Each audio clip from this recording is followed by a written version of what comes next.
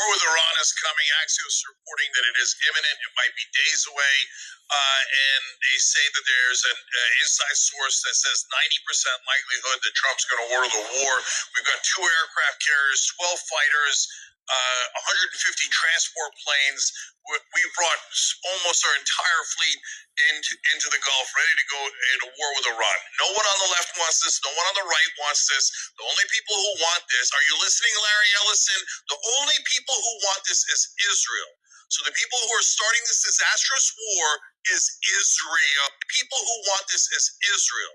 So the people who are starting this disastrous war is Israel. Israel. So the people who are starting this disastrous war is Israel. And Israel First has donated so much money to Donald Trump, to Joe Biden, to Kamala Harris, to 94% of Congress. They completely own our government. They're going to force us into this war, even though no Americans actually want it, and the polling indicates that. Tonight on the Young Turks on YouTube at 6 o'clock, get all the details of this disastrous imminent war. Hey, Bill, good morning. The Middle East is bracing for the possibility that war erupts in the days ahead. Reports indicate President Trump has discussed a possible timeline for strikes against Iran, but has not yet made a final decision. More U.S. military equipment is on the move, and the world's largest aircraft carrier, the USS Gerald R. Ford, is now arriving in the Mediterranean Sea. Today, the Iranian Navy conducted joint drills with the Russian Navy in the Sea of Oman, as a top Iranian admiral said this.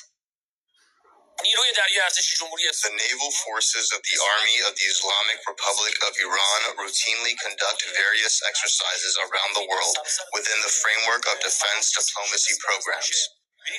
Joint exercises with Russia are also part of our regular planning, both in the Caspian Sea and in southern waters, and are carried out annually within the framework of defense. With the region on the brink of direct conflict, European countries have started to warn their citizens in Iran to exit the country as soon as possible. Some work to do with Iran. They can't have a nuclear weapon. It's very simple. You can't have peace in the Middle East if they have a nuclear weapon. And they can't have a nuclear weapon. And they've been told that very strongly. Iran also sent a notice to airmen not to fly over Iranian airspace during the drills, which could include cruise missiles. The Pentagon has deployed more than 120 warplanes to the Middle East, including 50 in the past 48 hours. This includes 48 F-15 fighter jets, 18 stealth F-35s, 22 KC-135 refueling tankers needed to form an air bridge, and a squadron of F-22 Raptors. The U.S. now has more military air power in the Middle East than at any time since the 2003 invasion of Iraq, that according to the Wall Street Journal. And with a second aircraft carrier on its way tonight, the White House appears prepared for the possibility of a weeks-long war with Iran if ongoing nuclear talks fall through. Here's Charlie D'Agata.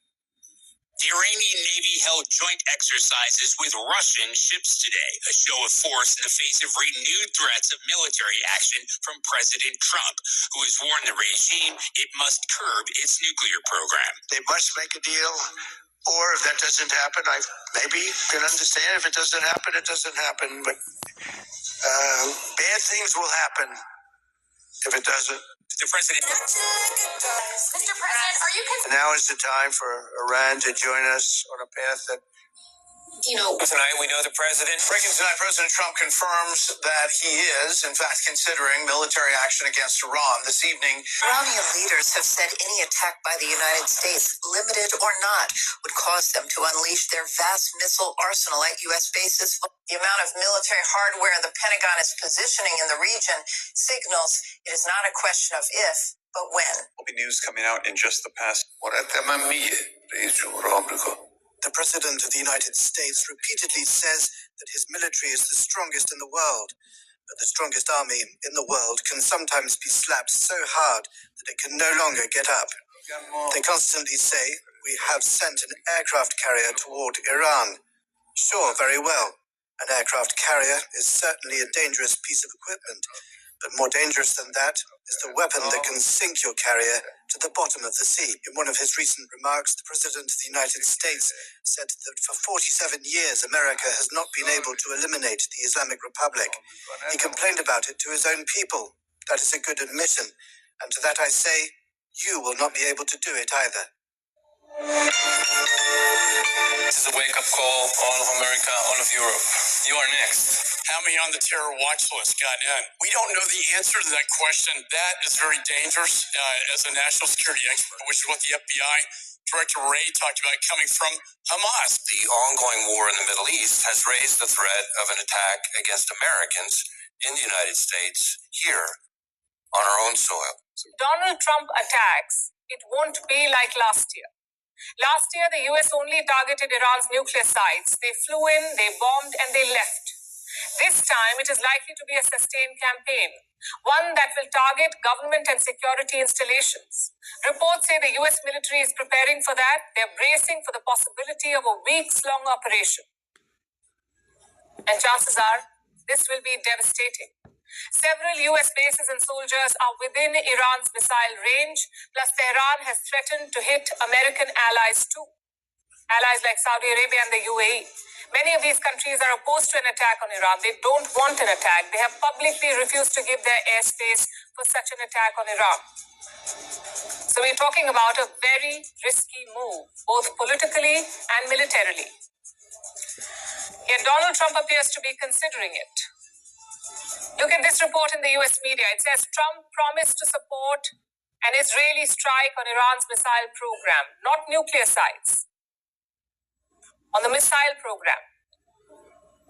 So Trump is giving diplomacy one last chance. But if there is no deal, then he will order an attack. That's what reports say. And Iran is also preparing for that. Their military has started drills. The Iranian military, it is conducting drills in the Strait of Hormuz. This is a crucial waterway in West Asia. It carries more than 20% of the world's oil trade. If Iran wants, it can choke this supply. The Iranian military can blockade the Strait of Hormuz, maybe put underwater mines to keep oil tankers away. And if that happens, the world will feel the pinch, because oil prices will skyrocket. Of course, all of this depends on what Donald Trump chooses to do. Will he pull the trigger or not? Right now, the situation is a perfect stalemate. Iran will never agree to give up its missiles. If they do, they will be defenseless in the future. But for Trump and Israel, this is a golden opportunity. The Iranian regime is at its weakest point since 1979. If you want to topple it, now is probably the best time. Trump himself hinted at that on Friday. Do you want regime change in Iran? Well, it seems like that would be the best thing that could happen. For 47 years, they've been talking and talking and talking. In the meantime, we've lost a lot of lives while they talk, and legs blown off, arms blown off, faces blown off. It's been going on for a long time, so let's see what happens.